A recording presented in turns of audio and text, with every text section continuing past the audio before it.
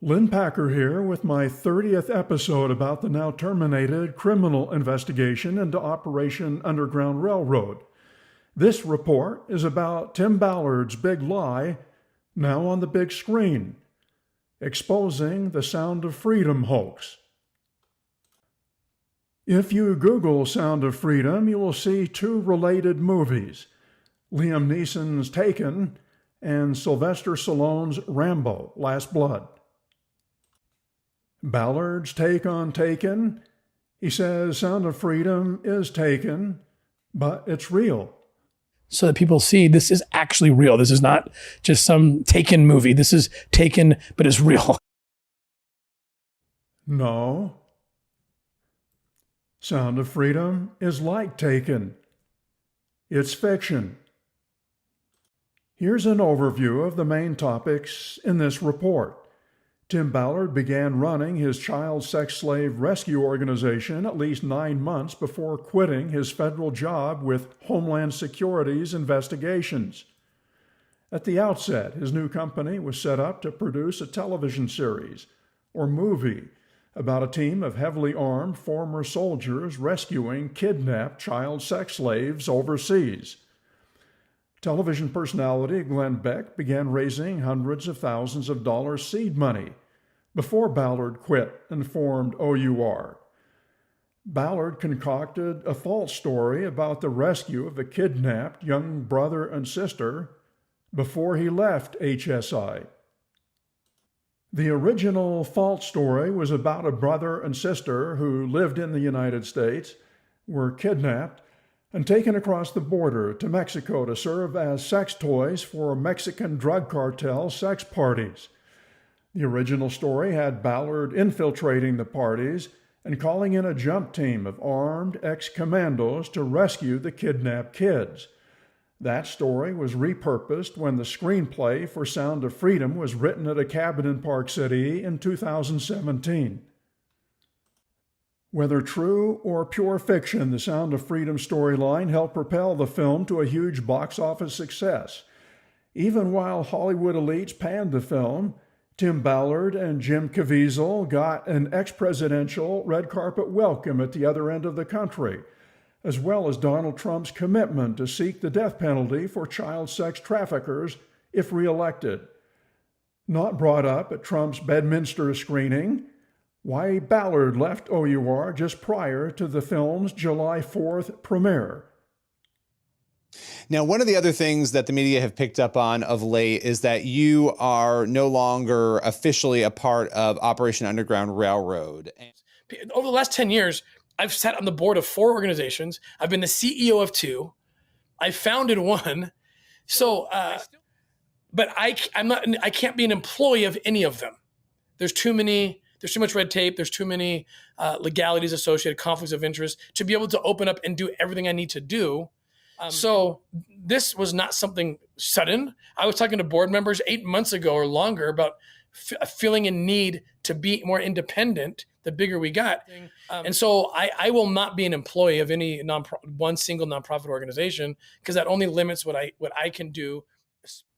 Okay, let's get started. This report is about Ballard's fairy tales, especially the whopper he dreamt up for the main plot of his massively successful movie. I'll begin at the beginning, talking about events that led up to Ballard getting into the child sex slave rescue business. Ballard was still with Homeland Security in 2013 when 2 companies would be formed. One, a for-profit to make the movies, and the other, a nonprofit to run the rescue operations that would be filmed for the movies. In the spring of 2013, Ballard, Glenn Beck, and 2 Utah movie makers strategized about a child sex slave rescue reality TV series. In March, OUR claimed its first raid occurred in Honduras. It was a false claim. In September, the Utah entity, Operation Underground Railroad, was formed. Then in October, the Utah company, the Abolitionists LLC, was created to produce the series. Then also in October, Glenn Beck began raising tax-deductible donations for OUR. And finally, in December, Ballard quit HSI. Ballard had already been a guest on Glenn Beck's television show to publicize his Mormon faith-promoting book, a book written while still working for Homeland Security. Near the same time, three movie makers, Gerald Molen, who won an Academy Award for co-producing Schindler's List with Steven Spielberg, Darren Fletcher, and Chet Thomas were working with Beck to produce a children's show for Beck's cable channel. Under Beck's guidance, Ballard, the government agent, and the filmmakers would conceptualize a dramatic TV series about rescuing children forced into prostitution. The original concept was for heavily armed ex-military jump team members to find and rescue children who have been kidnapped and forced into sexual slavery, and of course capture the action on camera. Emphasis was on kidnapping and slavery. I think we have a solution, and it's a solution you can be a part of. It is called Operation Underground Railroad. It's a team of specialists, former CIA agents, former special agents, former Navy SEALs, former Green Berets. They all have a unique skill set for extracting people, in this case, children, from the sex trade. They are the Underground Jump Team. We find children that have been kidnapped, used for sexual slaves, and we go get them, and we take them to a better life. I'm telling you, we are the people that do that. We can go in there and extract these kids. Even before there was an OUR, Beck used talking points that Ballard would pick up, such as calling trafficking the fastest growing criminal enterprise, and claiming that human trafficking is a $32 billion a year business, which Ballard now says is up to $150 billion. At first, Glenn Beck wanted to broadcast the series on his cable channel.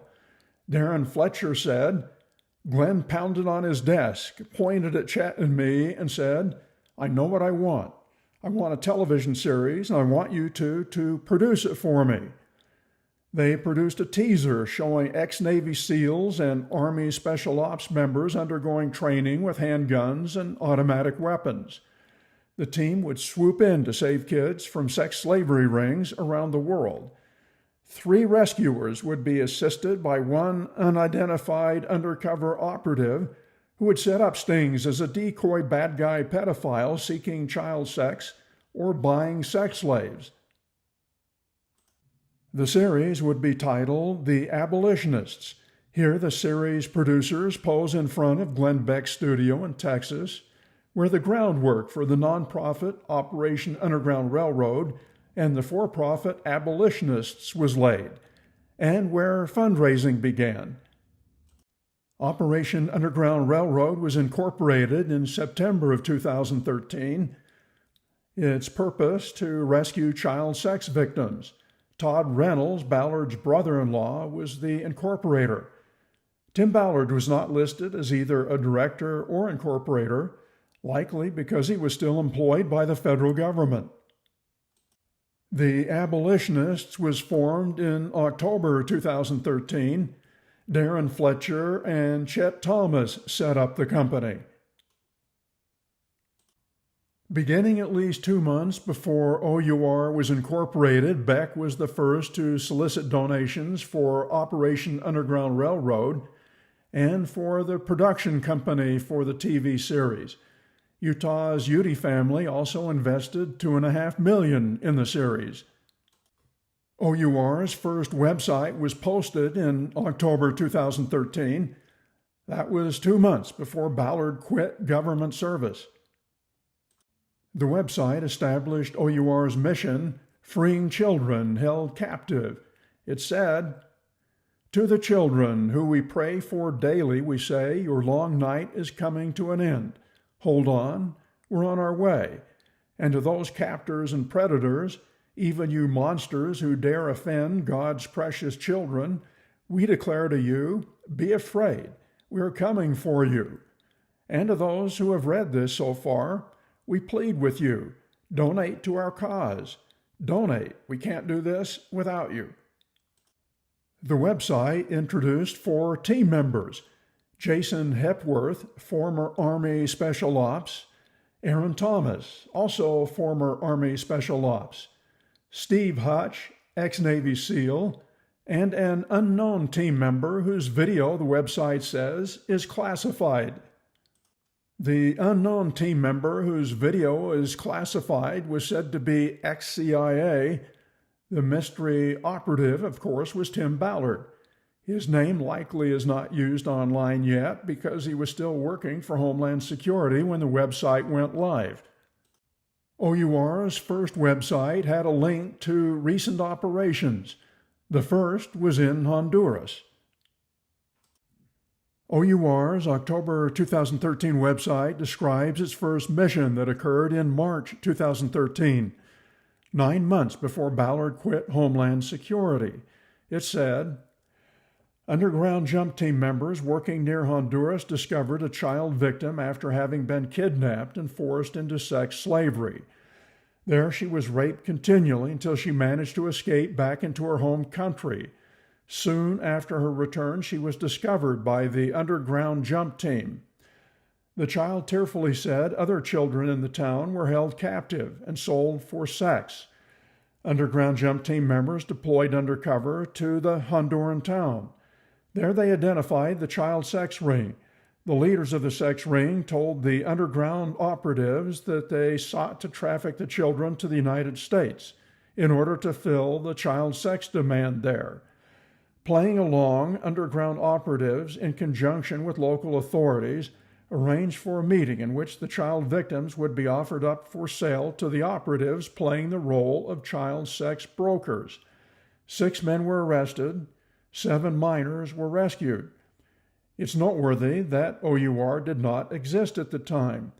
Tim Ballard was involved in a raid that did occur, but as a federal agent. A Honduran newspaper was linked on OUR's October 2013 website. It reported on the bust in Spanish. Translated, it said, 5 members of a pimp gang were captured on Thursday night in Puerto Cortez in northern Honduras. The National Directorate of Special Investigation Services, in combination with other police departments, carried out the operation where it was possible to free 7 young minors and 2 adults who were being used in a prostitution network. At the very beginning, OUR made false claims. OUR operatives did not participate in the March 2013 Honduras takedown.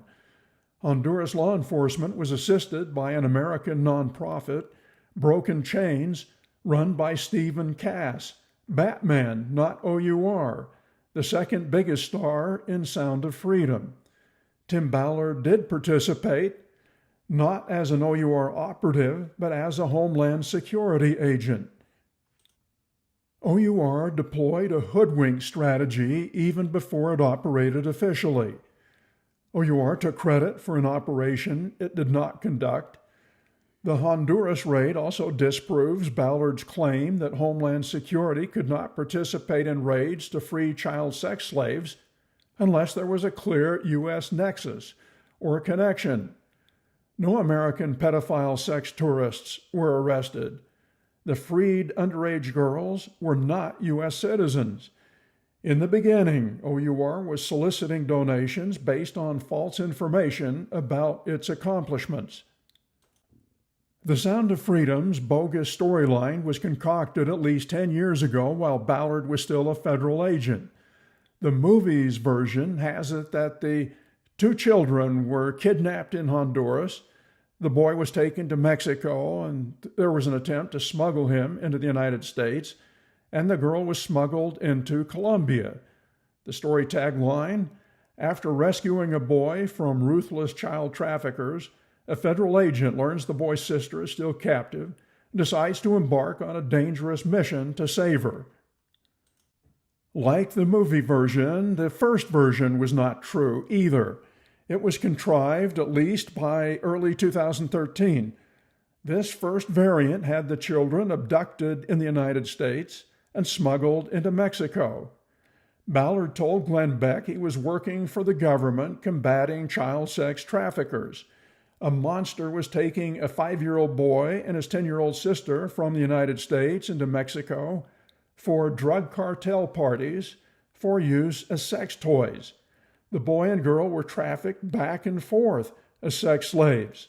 Ballard said he went undercover, attended the sex party, and as soon as money changed hands, Navy SEALs dropped out of the ceiling and saved the children. The false brother-sister rescue narrative was documented on camera and told to Glenn Beck's nationwide television audience. Here are two variations back to back. Even then, Beck had a hard time getting the story straight.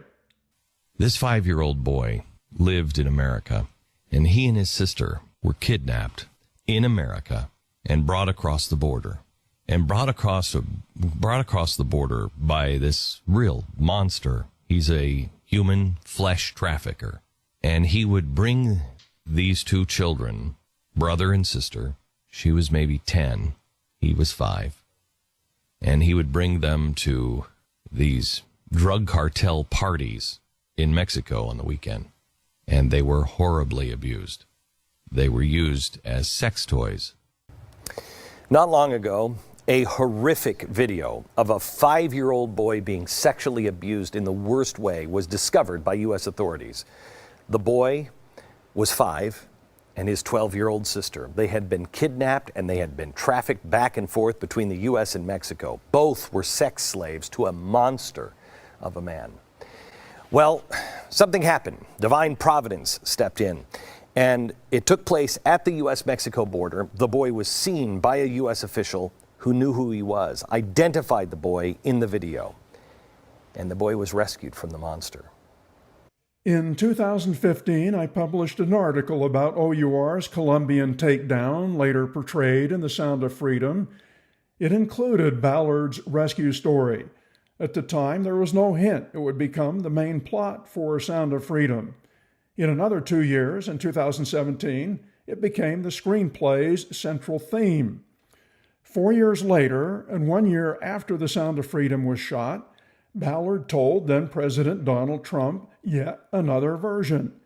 This time the kids are abducted in Mexico and brought to the United States. A little boy, a Mexican boy who was kidnapped by an American trafficker by a child pornographer. He kidnapped Mexican children, brought them to San Bernardino County, where he had a makeshift studio, made child porn with these little children, 5 years old. This little boy was kidnapped in Mexicali, Mexico, where there was a wall, where there is a barrier, and so he was forced to take this little boy through the Calexico port of entry, and guess what? It worked. After no television or cable channel wanted the abolitionists' reality series, hours of footage was cobbled together and turned into a 2016 movie, a docudrama, also titled The Abolitionists. The film only had a limited release beginning in May 2016. The film did not lack strong political support. It was endorsed and promoted by Utah Attorney General Sean Reyes, Governor Gary Herbert, Utah Congressman Jason Chaffetz, Utah Senator Orrin Hatch, and Congresswoman Mia Love. Later, during a brief California release, The Hollywood Reporter quoted director Chet Thomas as saying, "Just like the book, Uncle Tom's Cabin brought an awareness to slavery and helped start a civil war. This movie can instantly turn that dial of public awareness to sex trafficking." Also said there's also a narrative film in the works, tentatively called The Sound of Freedom, based on Ballard and Batman, from director Alejandro Monteverde and producer-director Eduardo Verástegui. The Abolitionists was a flop. The Los Angeles Times said, "A vital tale lacks punch." What the feature film that was in the works needed was some serious punch. That's what it got in the form of an injection of pure fiction, Ballard's dramatic rescue story. Compare the success of the two movies. One, a docudrama without Ballard's dramatic rescue tale, was a big failure. The other, a feature film with it, a huge success. Same story, different results. This is where The Sound of Freedom's fictitious plot was woven into the screenplay. Ballard and Verostegui were there, plus the two writers, Rod Barr and Alejandro Monteverde, who was also the director. A fly on the wall might have heard a very interesting discussion as they fabricated the storyline. The new version of the original false story became the film's main marketing tagline. After rescuing a boy from ruthless child traffickers, a federal agent learns the boy's sister is still captive, decides to embark on a dangerous mission to save her. With time running out, he quits his job and journeys deep into the Colombian jungle, putting his life on the line to free her from a fate worse than death. I broke the story a year ago that the Sound of Freedom plot is little more than a hoax. Nevertheless, since then, Angel Studios picked up the movie rights and created a box office mega hit. Audiences give Sound of Freedom a perfect score, and critics are giving it a still very good 72% on the Rotten Tomatoes scale.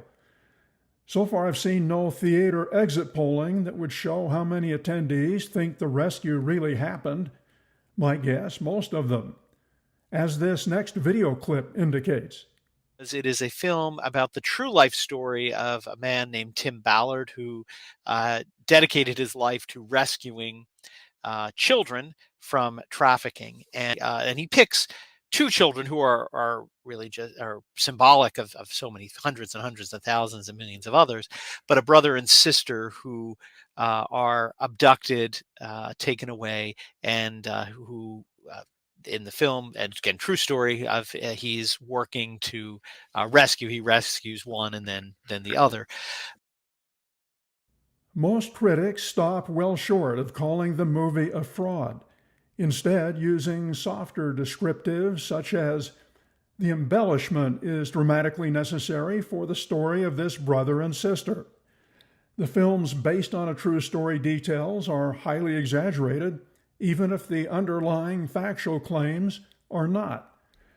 The movie takes literary license to portray a brother and sister rescued over time.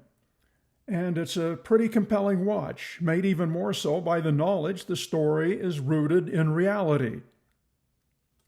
Thus, critics pull punches when they use expressions like embellished, exaggerated, and literary license liberty. What a reviewer or reporter concludes instead of doing research and fact-checking. If they fact-checked, they would also conclude the main Sound of Freedom storyline is 100% false. Near the time of the film's theatrical release, suddenly OUR, Angel Studios, and Ballard at least admitted the story is not entirely true. After months of silence on truthfulness, the admissions came in a flurry, clustered in a short time frame, as if coordinated. OUR's appeared on June 29th, near the time Ballard got the boot. Ballard's came the day before and the day of the premiere, and Angel Studios the next day. After two of my reports exposed the storyline problem, and after I'd made multiple but ignored inquiries of OUR's attorneys, this happens, suddenly, near the time of the movie's debut. June 29, OUR. Although Teddy's, Miguel's sister, is a person in real life, the story of Tim refusing to give up the search to find the one, as depicted in the film, is based on the true story of OUR's continual search for Gardy. July 3rd, Ballard. We showed up there, and there's this little boy. Things happened that make me look way more badass than I am. Those vague admissions refer to both the brother and the sister's rescues. Then the next day, question to Ballard, how much of the storyline is legit? He said, every bad guy is real, every kid is real. In order to protect identities, they did merge two stories together. The two main children you see in the film, these are real people. 85% of this is extremely accurate. And then July 5th, Angel Studios, while Miguel's sister is a real person, The storyline in the film depicting Tim's unwavering determination to find the one is based on the true pursuit of a child named Gardy. Now here is a video clip of Ballard's statement, the vaguest of the disclosures. Right from the beginning, it says based on a true story. And if you've watched any films for any length of time, that word based means it could be very loosely based on the truth, or it could be really, really, really close to the truth and everything in between. How much of the storyline is legit, how it went down with you, and then how much of it is like Hollywood, they had to do this to where it, looked cool and sounded cool? I'll tell you this, every bad guy is real. Every kid is real. I could point you to them. I could show you them. And they had to cut the movie down, but there was like about 5-minute segment at the end that says, "Where are they now? Who are they?" And you see that, and I love that. I wish they didn't take it out, but it shows every bad guy, every good guy, every kid is accounted for.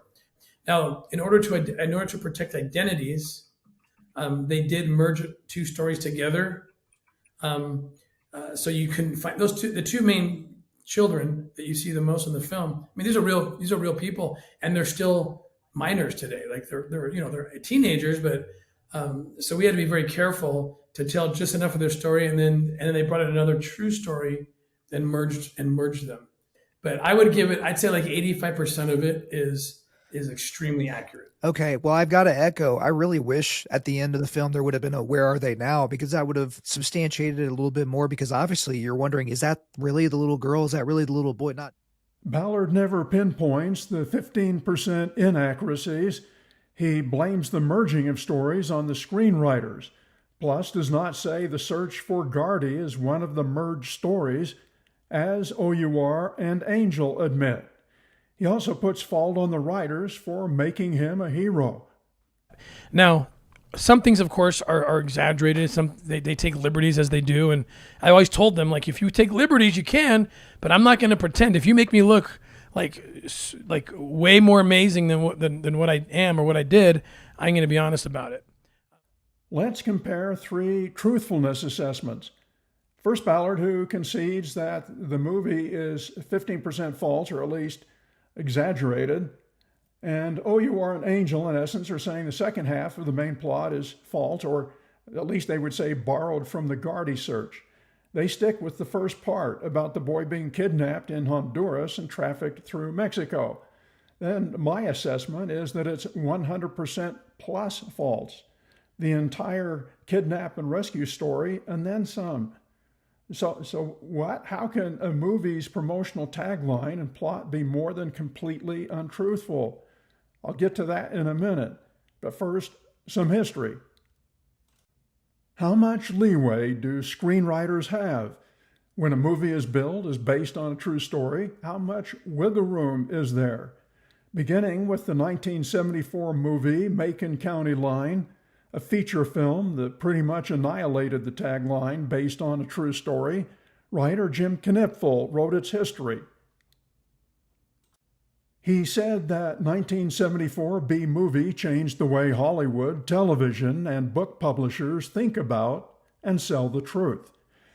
Confused and frustrated by a tepid response, the movie's producer yanked the film out of circulation and modified the posters and opening credits to include a new tagline, based on a true story.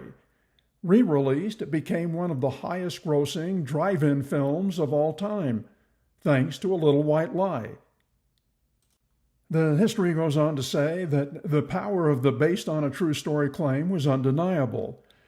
Over the years that followed, the tagline, as well as variants based on actual events and the slightly less adamant inspired by actual events, became ubiquitous.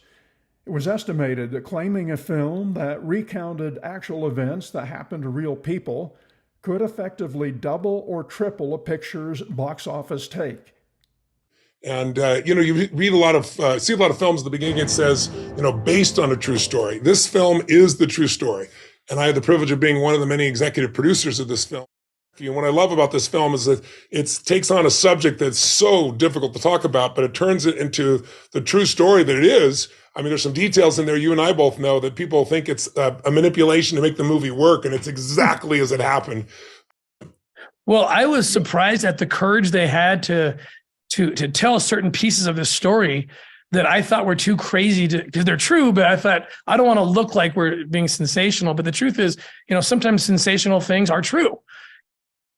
Sound of Freedom featured a real superhero.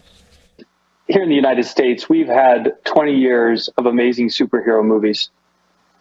But it's time for a true story, a real superhero movie. Steve Jobs once said, "The most powerful person in the world is the storyteller. The storyteller sets the vision and values for the generation which is to come." And at Angel Studios, we are all storytellers. And what are the values that we want to see for our children and our grandchildren? Stories that are true, honest, noble, just, authentic, lovely, admirable, and excellent. Back to the question. How can a plot line be more than 100% false? The Sound of Freedom's promotional storyline and the movie itself are used to solicit donations and investments. Utah's Communications Fraud Statute and the SEC's Regulation CF say that marketing statements must not only be truthful, but also cannot omit material facts. When money is solicited, it's not enough to just be fully truthful. The Utah Code says it's illegal to defraud another by means of false representations or material omissions. The SEC Reg CF prohibits an issuer to make any untrue statement of a material fact or to omit a material fact necessary in order to make the statements made, in the light of the circumstances under which they were made, not misleading. Ballard, OUR, and Angel have been using the movie's storyline to solicit donations, and Angel Studios has also used it to solicit investments in the movie. What does OUR and Angel fail to say? Could any of the following be material omissions? That the brother and sister depicted in the main plot were not kidnapped, that the siblings were not trafficked as sex slaves, that Tim Ballard did not rescue either the brother or the sister, that Ballard did not need to quit his HSI job because he could not work cases with no U.S. victim or perpetrator, that neither Tim Ballard nor OUR conducted or oversaw the Colombian operation. They merely assisted, along with another U.S. nonprofit, which actually did more work than OUR. That many OUR and movie statistics are unproven, misleading, or outright false. Angel Studios knew before it released The Sound of Freedom about Ballard's reputation for untruthfulness, as shown in a series of text messages I obtained. The messages were exchanged between Angel Studios officers and a former OUR operative. Those involved: Neil and Jordan Harmon, Liz Ellis, and the former OUR operative. The messages began when there were still reports of an ongoing criminal investigation into Tim Ballard and OUR. A timeline is on the next two slides showing how the text messages relate to the criminal investigation. On March 28, the Davis County Attorney issued a declination letter to OUR attorneys saying the investigation was over without criminal charges. It was not made public. OUR would have told Angel Studios about it. 2 days later, Variety reported Angel Studios acquired worldwide distribution rights for The Sound of Freedom. The two are clearly connected. On April 4th, a text message from former OUR operative to Angel Studios. OUR has been under investigation. I don't want it to hurt Angel Studios. The reply: it's going to be a controversial project for sure. We're not promoting OUR. We're doing it to raise awareness to protect more kids. Then on April 13th, there was a 1+ hour Zoom video call with the former operative and Jeff and Neil Harmon. The operative told them Ballard is a fraud. He claims to have had visions where Abraham Lincoln, Nephi, and Moroni appear to him. He made up facts about some of his rescues. The former operative was reportedly told by the Harmons they had dozens of complaints about Ballard. "We know Tim is crazy," one purportedly said. "The movie is about the kids."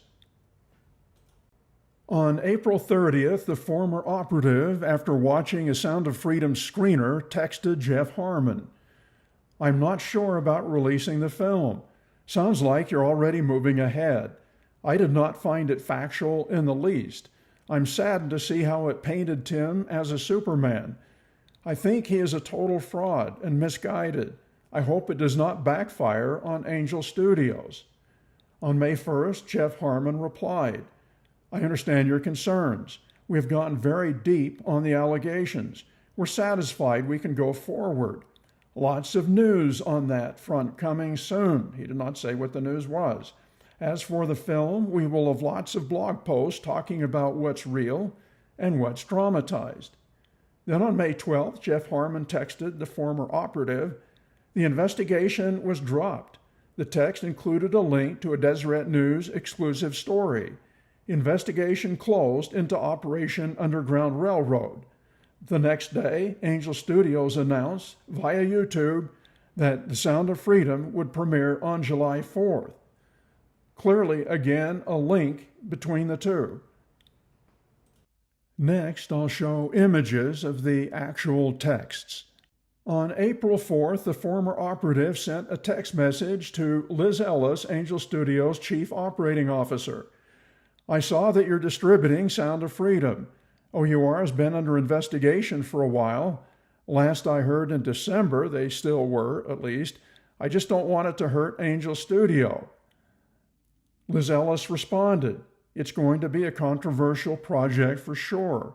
We're not promoting OUR. We're doing it to raise awareness to protect more kids." On April 12th, an Angel Studios employee connected the former OUR operative with Jeff Harmon. Harmon texted, "I'd love to meet up at your earliest convenience." And they set up time for a Zoom meeting the next day. Then arrangements were made during the Zoom meeting for the operative to view a Sound of Freedom screener online. And the operative responded, "Thanks so much. I will watch it tonight." After watching the screener, the former operative texted Jeff Harmon, "I really am not sure about releasing the film. Sounds like you're already moving forward with it next week. I didn't find it to be factual in the least, and those pieces that were maybe some ounce of truth were so exaggerated. I am sad to see how it painted Tim as a Superman. I think he's a total fraud and misguided." Then skipping ahead, "I hope it doesn't backfire on Angel Studios because I hope your intentions are good." On May 1st, Jeff Harmon replied, "I understand the concerns. We've gone very deep on the allegations. We're satisfied we can go forward. Lots of news on that front coming soon. As for the film, we will have lots of blog posts talking about what's real and what's dramatized, and documentary footage from each of the rescues the film was based on." And the reply to that, "Sounds great, good to hear." Then on May 12th, another Jeff Harmon text. "The investigation was dropped.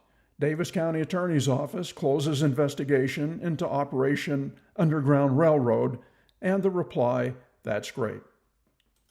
Repeating what Jeff Harmon said in the text, "As for the film, we will have lots of blog posts talking about what's real and what's dramatized, and documentary footage from each of the rescues the film was based on." As near as I could tell, that didn't happen. Next, an in-depth look at Angel's and OUR's admissions about the jungle rescue depicted in the movie. You'll recall, Angel said, "In real life, Tim did lead a team of operatives who posed as doctors on a mission in a jungle along the border of Haiti and the Dominican Republic, a few years after Operation Triple Take, in their pursuit of finding Gardy." And OUR, "The story of Tim refusing to give up the search to find the one, as depicted in the film, is based on the true story of OUR's continual search for Gardy." Two problems with this disclosure. The Gardaí search is nothing like the film's child sex slave rescue. Perhaps even worse for OUR and Angel Studios, it opens up a Gardaí search can of worms which casts even more aspersions on OUR and Tim Ballard. The Gardaí search admissions could blow up in OUR's and Angel Studios' faces. Any thorough fact-checking by reporters could pull the pin on a grenade even more explosive than Tim Ballard's Sound of Freedom myth. Here's another timeline, this one about Gardaí. On December 6, 2009, 2-year-old Gardaí Marty was apparently kidnapped from an LDS church parking lot in Haiti. On January 12th, a massive earthquake rocked Haiti. On January 26th, Utah's Deseret News reported that a $150,000 ransom was demanded. The FBI investigated. Gardaí had dual Haitian and American citizenship. A suspect was very quickly jailed, but he did not confess. Tim Ballard began OUR search in February 2014, 4 years after the disappearance. So this is Gesno Marty. He's a bishop in Port-au-Prince, Haiti. And the little boy, Gardaí, his son, was born in Utah, in St. George. But at the time living in Haiti, this little boy was kidnapped and he was trafficked. Kidnapped from the church parking lot. The pictures you're seeing here were taken just a couple weeks before he was taken. Taken from the LDS church parking lot and thrown into a trafficking situation. Gardaí's been moved around quite a bit, but everywhere we go looking for him, we end up rescuing more children, taking us into places we never would have gone otherwise. We haven't found him yet, but we are closer than ever. We are putting more resources into this investigation than ever, and we're gonna find him, and we're gonna find him really soon. 3 Gardaí kidnapping suspects were arrested and jailed: Carlos Bristol, V. Rose Pressor, and Wilson Bristol. All 3 were members of Gesno Marty's LDS ward. Carlos Bristol was a returned Mormon missionary. While in jail, he was tortured to force him to disclose Gardaí's whereabouts. That did not work. OUR would turn to a psychic for help, which led to the mission OUR and Angel Studios say inspired the Sound of Freedom plot. The psychic, Janet Russin, directed OUR's so-called jungle. It really was not a jungle. OUR's jungle search for Gardaí. Russin was also a director for Tim Ballard's wife's adoption nonprofit. 2 years ago, Vice News reported on the psychic-directed Gardaí rescue attempt. I followed with my own detailed look. On that Gardaí rescue mission, Ballard did play the role of a doctor as cover. This next video clip shows some of the highlights and, at the end, the lowlight of that mission. This video that OUR has yet to release shows Psychic Russin, face blurred and referred to only as an informant, pointing to a remote mountainous region on a map, claiming Gardaí was being held there as a labor slave. Russin also accompanied Ballard on flights over the target area in preparation for taking in a convoy of real and fake medical personnel, undercover police officers armed with concealed weapons, and OUR Strike Force members. The caravan encountered rugged terrain on the way to buildings prearranged for headquarters and a medical clinic. Ballard, posing as a doctor along with the real ones, provided cover for their actual purpose, searching for Gardaí. Gesno Marty came along, but Ballard had not told him that intel from the psychic indicated his kidnapped son was there. A helicopter was standing by to take Gardaí to freedom. Ballard said they encountered more than 28 kids who were there as slave workers. Villagers initially welcomed the medical care, but grew increasingly skeptical, fearing the visitors were really after the area's natural resources. Native residents, as Ballard explains it, formed a mob, armed with machetes and shotguns, intent on stealing OUR's vehicles and killing the strike force. Ballard pointed to piles of rocks that he said were known to be used by natives to stone people to death. "We just prayed our way through this one," Ballard said. "But they were still driven out by gunpoint," he said, although no video shows that. On the way out, Ballard told Gesno Marty they were really there in the belief they would rescue Gardy. He wept, realizing the trip was in vain.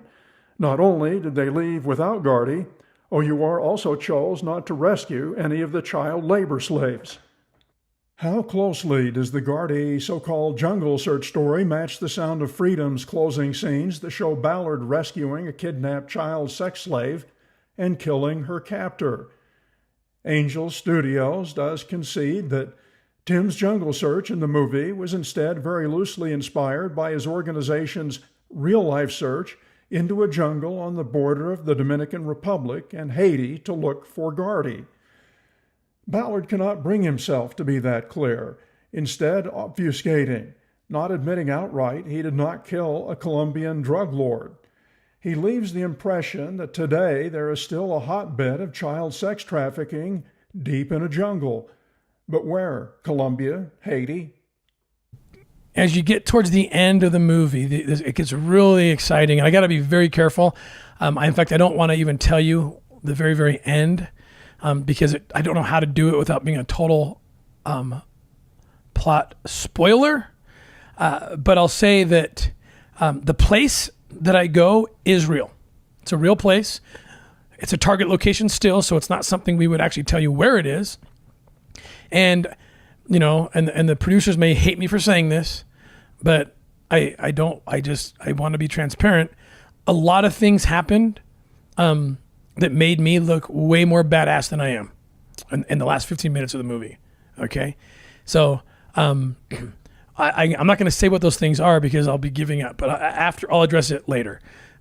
But the most important part of that scene is the place is real and there's still kids in that place.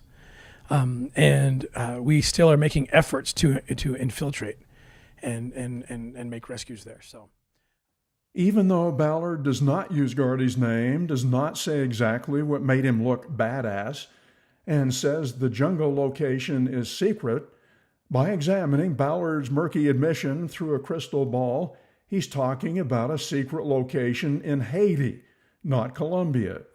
A source familiar with the area says that to this day, OUR is still following the psychic's directions, still searching there for Gardy.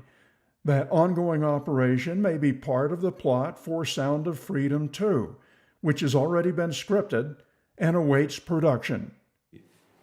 They wrote this second Sound of Freedom, and that's even better script than the first.